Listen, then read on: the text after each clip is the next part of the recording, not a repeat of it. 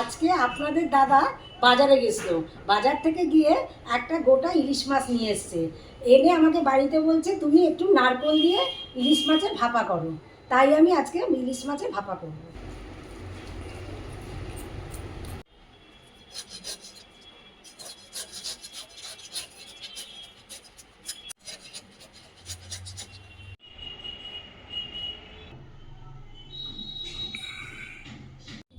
আমার মাছ কাটা এবং ধোয়া হয়ে গেছে। এবার আমি মাছটাকে এখন একটু তেল হলুদ নুন দিয়ে একটু মেখে আমি রেখে দেবো, পরে আমি তার রান্নাটা করব।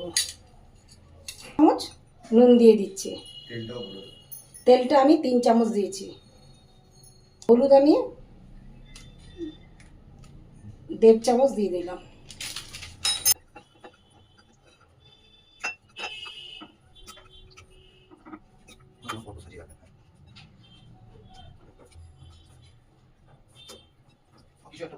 আমি এবার মাছগুলোকে মেখে এবারে এর মধ্যে সাজিয়ে কাচের বাটিতে রেখে দিচ্ছি।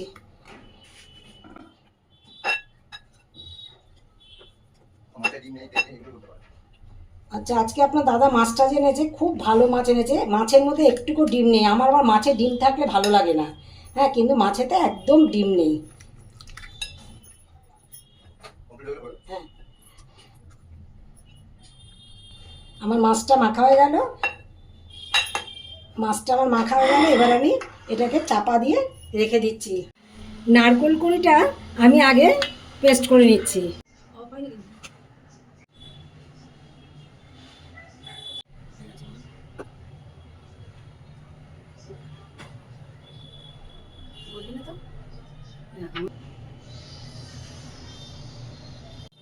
এবার আমি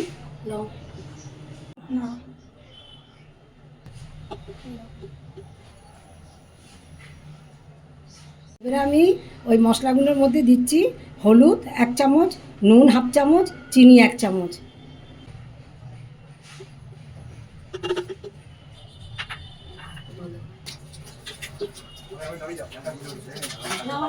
আমি মিক্সিতে প্রথমে এটাকে খুলে নিচ্ছি।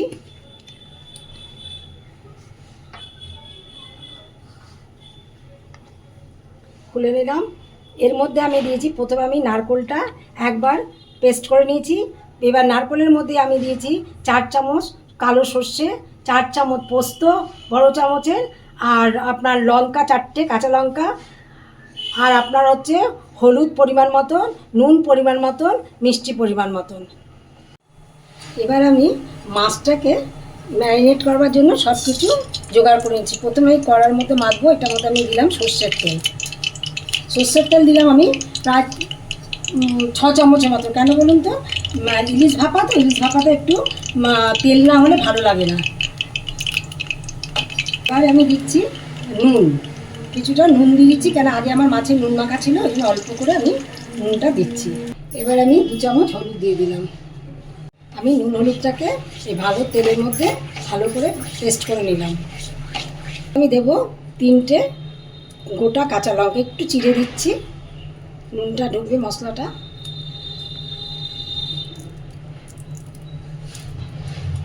এর মধ্যে আমি হাফ বাটাটা দিয়ে দিচ্ছি, নারকেল বাটা, এগুলো সব হাফ দিয়ে দিচ্ছি। হাফটা আমি আবার পরে দেবো মাছ দিয়ে। এবারে আমি এর মধ্যে মাছগুলো দিয়ে মেখে নিচ্ছি।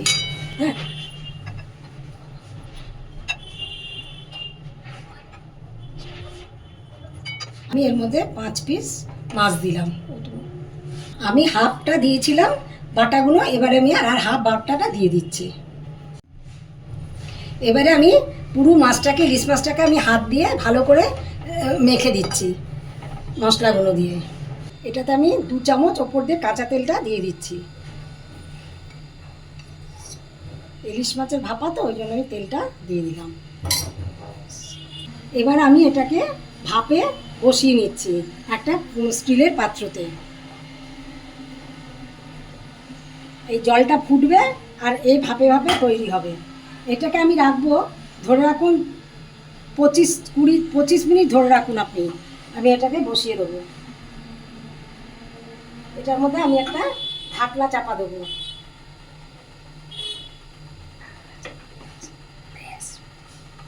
এই দেখুন, এটাতে আমি একটা চাপা দিয়ে দিলাম। এটাকে আমি মিডিয়াম আঁচেই রেখেছি, আমার জলটা ফুটবে আর এটা ভাপে আমার হয়ে যাবে। আমার আধ ঘন্টা হয়ে গেছে, এবার আমি ঢাকনাটাকে খুলে নিচ্ছি, দেখছি কীরকম হয়েছে। এই দেখুন, আপনারাও দেখুন কেমন হয়েছে। উপরে তেল ভেসে উঠেছে, ইলিশ মাছের গন্ধ ছেড়েছে ভালো। আমি একটা তুলে আপনাদের দেখাচ্ছি। ছোটটা ভেতরে ঢোকাবো।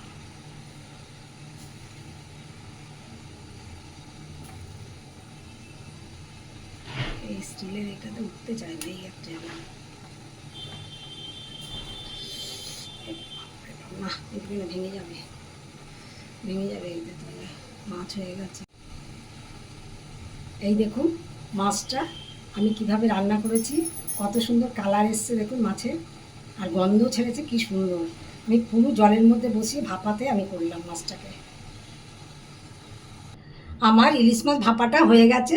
তোমাদের যদি বন্ধুরা ভালো লেগে থাকে, লাইক, শেয়ার আর একটা কমেন্ট করে দিও।